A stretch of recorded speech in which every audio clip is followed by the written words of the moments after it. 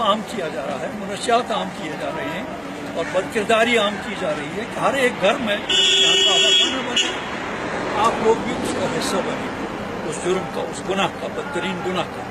اس لیے آپ لوگ سوچیے، آپ اس ظلم اور جابرانہ سسٹم کا حصہ نہ بنیے۔ میں آپ کی ہمدردی کی بات کر رہا ہوں، آپ کی محبت کی بات کر رہا ہوں۔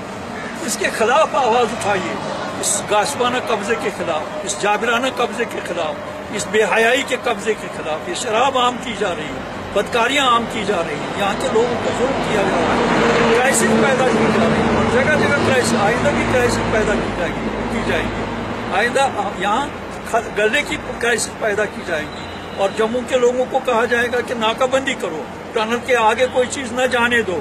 یہ ماحول پیدا کرے گا یہاں ہندوستان، صرف اس لیے کہ اس کے سامراجی قوت کے آگے جھکا جائے۔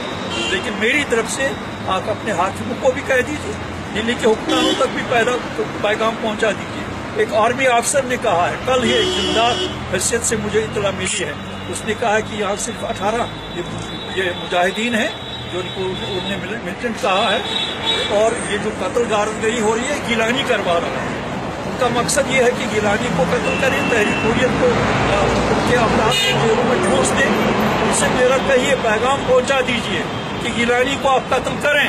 اگر آپ کو یقین ہے کہ گیلانی کے قتل سے یہاں ہندوستان کے خلاف جو جہد آزادی نہیں چلے گی، تو اس کو گیلانی کو قتل کرو اور پھر تجربہ کرو۔